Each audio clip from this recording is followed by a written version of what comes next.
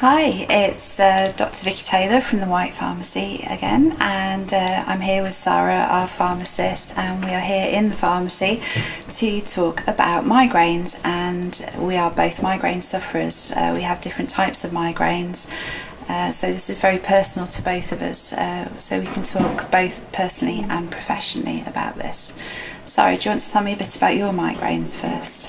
Yeah, well, mine started when I started the pill back when I was 24, and I was very shocked when I got my first migraine. Of course, I'd not experienced one before. I didn't know how long they were going to last. I had never experienced such intense pain, and I actually got my first one when I was on an aeroplane with my new husband next to me, and neither of us knew what was going to happen, but that sort of severity of that headache and the vomiting I'd never experienced, and it was actually really frightening, really frightening to have that happen.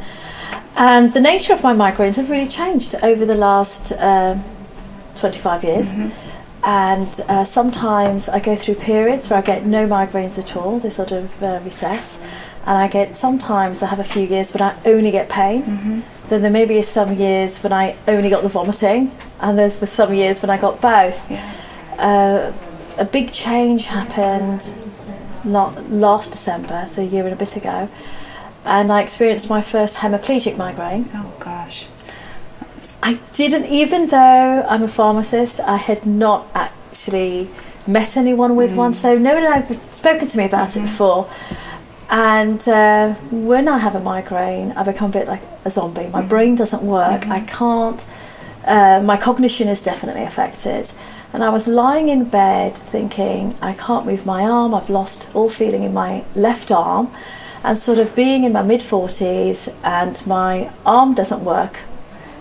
I was thinking, this is serious. Yeah, scary. Very scary, but I didn't have that mental capacity to put two and two together or anything like that. It was a bit more comforting when the paralysis went down my leg, because I thought, I'm not having a stroke. If it stayed in my arm, maybe that would have occurred to me. But then after that, I did go to A&E, and they did CAT scan, they did an MRI scan, and they also did these neurological tests where you have to, great fun when you have to put your finger on your nose and touch their moving finger. Had no coordination with my left side. I couldn't even touch my nose, let alone the person's moving hand. And they decided to change my drugs. And what they suggested was not to use a triptan. So this past year, what I've done is I started amitriptyline at night, and I also started propranolol, and that has really, really helped.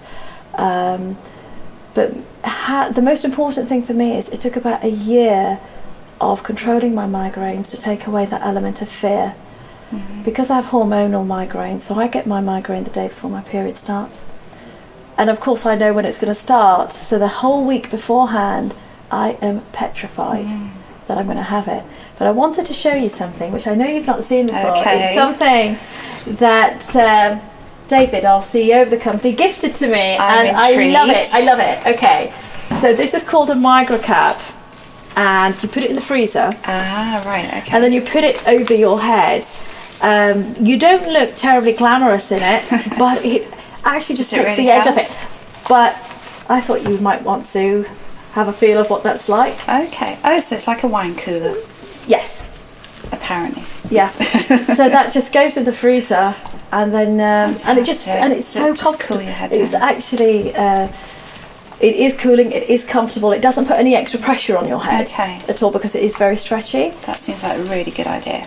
It is, but it just, obviously it doesn't completely take the migraine away. We're only talking, it makes you slightly more comfortable. Okay. That's all. So can I just summarise some of the features that you've brought out there and telling me about your own migraine? So thank you for sharing that with me. So the fact that they're terrifying, especially when you get these new symptoms, and I think you did exactly the right thing going to hospital, because I would hate anyone to ignore the symptoms. if they happen for the first time, the fact that it's so excruciatingly painful, it's not just a headache, is it? It is sometimes the most painful thing anyone's ever experienced. The horrible vomiting that you get with them. Do you get the what we call photophobia, the bright lights affecting you? Yes. Yeah. And the hearing is also as bad as the light. Yeah. So I cannot bear the sound of anything, and that's even breathing. Goodness me. So right. my husband can't sleep in the room when I have a migraine, because the sound of his breathing is just sounds. It just feels like a dagger in my ear. Right. So this hypersensitivity, extreme to hypersensitivity, your senses. Yeah. And then you've mentioned some medications there, so things that doctors and pharmacists can help with. There's some things that you can buy over the counter, other things on prescription. You mentioned triptans, which are a certain class of drug which can help with migraine symptoms. And then you've also interestingly mentioned what we call prophylaxis. So if you're getting more than 2 migraines a month, something like a beta blocker like propranolol or amitriptyline. And there are a number of other ones, things like topiramate, which is what I take for my migraine prevention, which has worked fabulously for me. There are other drugs, aren't there, like candesartan, which is a blood pressure treatment, interestingly, which again is used off licence as a migraine preventer. And something called pizotifen, which is normally used first line as a migraine preventer. People often go straight for strong painkillers like the opiates, which are not necessarily the best way to treat them, are they? So we would normally recommend perhaps an anti-inflammatory, maybe aspirin or ibuprofen, if patients are able to treat them. And so there are lots of options, aren't there, out there? There are, and looking back on it, I wished I'd persevered with the amitriptyline years ago. Okay. Now, when I first started amitriptyline, it must have been a good 10 years ago, I took one. It just totally knocked me out. Yeah. And I thought, this is impractical. How can I get to work with this? And it was only when I felt so desperate and I thought, I've got to do it, that I actually made more of an effort myself. So I actually decided I wouldn't go anywhere over the Christmas period. So I had 5 days at home, and I started with half a 10 milligram tablet at night, and I took it really early in the evening, so about 6:30, 7 o'clock.